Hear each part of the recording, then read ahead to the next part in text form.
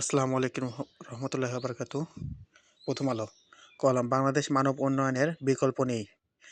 আগামী বাংলাদেশের আগামী উন্নয়নের পথযাত্রায় দেশটি নানা রকম দেশজ ও বৈশ্বিক অন্তরায়ের সম্মুখীন হবে।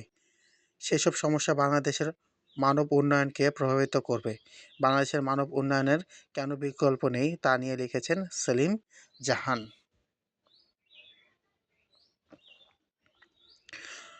অতি সম্প্রতি ২০২৫ সালে বৈশ্বিক মানব উন্নয়ন প্রতিবেদন প্রকাশিত হয়েছে। বাংলাদেশের অনুবাদ করলে শিরোনাম দাঁড়ায় চয়নে একটি বিষয়, কৃত্রিম বুদ্ধিমত্তার যুগে মানুষ এবং সম্ভাবনা। বিষয়বস্তু বিশ্লেষণে ভিন্ন হলেও প্রতিবেদন ২০২৫ সালে বৈশ্বিকভাবে তুলনাযোগ্য উপাত্ত নিয়ে তৈরি করা হয়। মানব উন্নয়ন সূচক ১৯৩ দেশ এবং ভূখণ্ড মানব উন্নয়নের মান ও অবস্থান নির্ণয় করা হয়েছে। বলা প্রয়োজন যে একটি দেশের প্রত্যাশিত গড় আয়ু, বিদ্যালয় শিক্ষা, গড় প্রত্যাশিত বছর, মাথাপিছু আয়ের ভিত্তিতে একটি সমন্বিত মানব উন্নয়ন সূচক তৈরি করা হবে।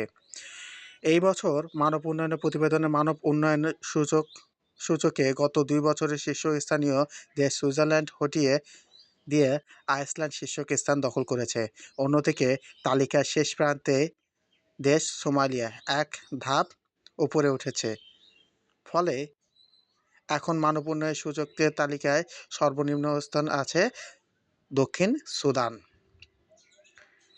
আসলে নিজেদের মধ্যে অবস্থান পাল্টালেও মানব উন্নয়নের সূচকের তালিকায় একেবারেই ওপরের কিংবা একবারে নিচের ৫টি দেশে মোটামুটি কিন্তু অপরিবর্তিতই থেকেছে।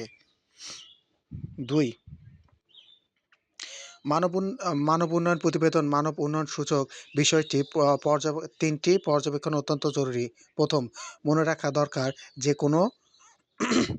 কোনো তাত্ত্বিক ধারণাই এই প্রসঙ্গের পরিমাপের চেয়ে বড়। অন্য কথায়, কোনো পরিমাপ যা সঠিকই হোক না কেন সংশ্লিষ্ট ধারণার পুরোটা যথার্থ ধরতে পারে না। মানব উন্নয়নের সূচক ও মানব উন্নয়নের বিস্তৃত পরিব্যাপ্তির প্রতিনিধিত্ব করতে পারে না। দ্বিতীয়, একটি সুস্থ দীর্ঘ ও সৃষ্টিশীল জীবনযাত্রার মানের মতো উন্নয়নের অত্যন্ত মৌলিক বিষয় নিয়ে মানব উন্নয়ন সূচক তৈরি করা হয়েছে। ৭২ যে জনসংগ্রহ, মানব উন্নয়ন, মানব নিরাপত্তা, পরিবেশ বজায় ক্ষমতার মতো মানব উন্নয়ন বৃহত্তর বহুমাত্রিক এই সূচকে অন্তর্ভুক্ত হয়নি এবং মানব উন্নয়নের সূচক একটি দেশের মানব উন্নয়নের বৃহত্তর চালচিত্রকে ধারণা করে না। তৃতীয়, এটা একটি নিতান্ত দুর্ভাগ্যজনক যে মানব উন্নয়ন প্রতিবেদন প্রকাশিত হলেই সংবাদ ও প্রচার মাধ্যমে সেই সঙ্গে দেশের সরকারসমূহ নজর ও মনোযোগ পড়ে থাকে। মানব উন্নয়ন সূচক বিভিন্ন দেশের অবস্থান কীরকম সেদিকে এই অনাকাঙ্ক্ষিত ঘোরের কারণে মানব উন্নয়ন প্রতিবেদন বিষয়বস্তু শেষে যথার্থ বিশ্লেষণ ও নীতিমালা সুপারিশ থাকে তা অপাঙ্গেয় হয়ে যায়। কিন্তু বিপদ হচ্ছে যে মানব উন্নয়ন সূচক দেশসমূহের অবস্থান নিয়ে মাতামাতি অনেক সময় বিভ্রান্ত উপসংহারের জন্ম দেয়। যেমন একটি দেশ মানব উন্নয়ন মান বাড়লেও সূচকের তালিকায় নিচেই নেমে যেতে পারে। দুটি কারণে হতে পারে। অন্যটি দেশটির মানব উন্নয়ন সূচকের মান আরও বেশি বৃদ্ধি পেলে আরও যদি মানব উন্নয়নের তালিকায় অন্তর্ভুক্ত করা হয়। দুটি কারণে সম্মিলিত। কিন্তু এর ফলে যদি বলা হয় মানব উন্নয়ন সূচক তালিকায় নেমে যাওয়া সংশ্লিষ্ট দেশটির মানব উন্নয়নের অবনতি ঘটেছে, সে উপসংহারটি হবে বিভ্রান্তিমূলক। বিশ্বের অন্যান্য দেশের মতো বৈশ্বিক মানব উন্নয়নের প্রতিবেদনের পরিপ্রেক্ষিতে আমাদের দেশেও সব মনোযোগ আর নজর মানব উন্নয়নের সূচকের তালিকায় বাংলাদেশের অবস্থান নিয়ে। এবছর বৈশ্বিক মানব উন্নয়ন প্রতিবেদন বাংলাদেশের মানব উন্নয়নের সূচক 0.685, যা গত বছর ছিল প্রতিবেদনে 0.680। গত ৩৫ বছরে বাংলাদেশের মানব উন্নয়নের সূচক ৭২% বেড়েছে। কিন্তু দেশ এসব ব্যাপারে আলোচনার কেন্দ্রবিন্দু হচ্ছে সূচক অবস্থান বাংলাদেশের কত ধাপ নামলো বা কত ধাপ উঠলো, সেই অবস্থান প্রতিবেশী দেশগুলোর তুলনায় বাংলাদেশের অবস্থান কোথায়? তাই বৈশ্বিক উন্নয়নের প্রতিবেদন পরিপ্রেক্ষিতে বর্তমান আলোচনা ঘুরছে। গত গত প্রতিবেদনে মানব উন্নয়নের সূচকের বাংলাদেশের অবস্থান ছিল ১৯৩, এবার হয়েছে ১৩০।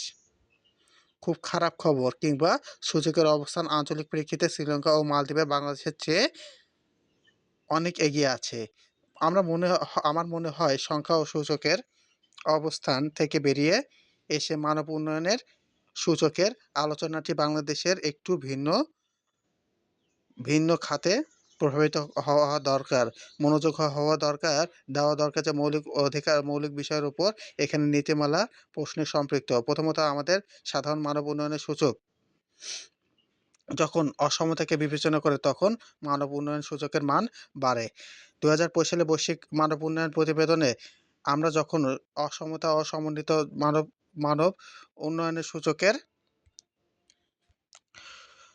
সমন্বিত সূচকের দিকে তাকাই তখনই দেখতে পাই বাংলাদেশের প্রথাগত উন্নয়ন সূচকের অসমন্বিত সূচকের মান এখনও ৩০% কম।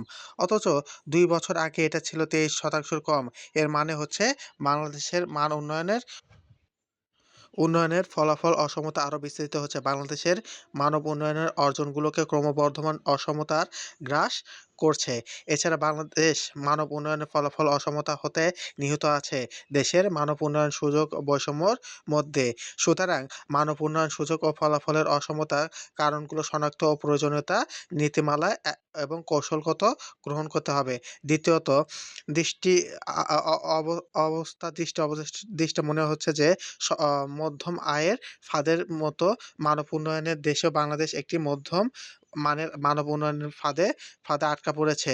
যদিও সময়ের সঙ্গে সঙ্গে বাংলাদেশের মানব উন্নয়নের সূচকের মান বৃদ্ধি পেয়েছে, তবুও ১ দশকের বেশি সময় ধরে বাংলাদেশের মধ্যম আয়ের মানুষের উন্নয়নে আটকে আছে। প্রশ্ন হচ্ছে এই ফাঁদ থেকে বাংলাদেশ কেন বের হতে পারছে না? আর যদি বাংলাদেশ মানব উন্নয়নের সূচকের উপাদান দিকে তাকাই তাহলে দেখতে পাবো ২০২১-২৩ সময়কালে বাংলাদেশের গড় আয়ু ২ বছর বেড়েছে। প্রত্যাশিত বিদ্যালয় গমনে একটুখানি বৃদ্ধি পেয়েছে, কিন্তু গড় বিদ্যালয় ও গমনের হ্রাস পেয়েছে।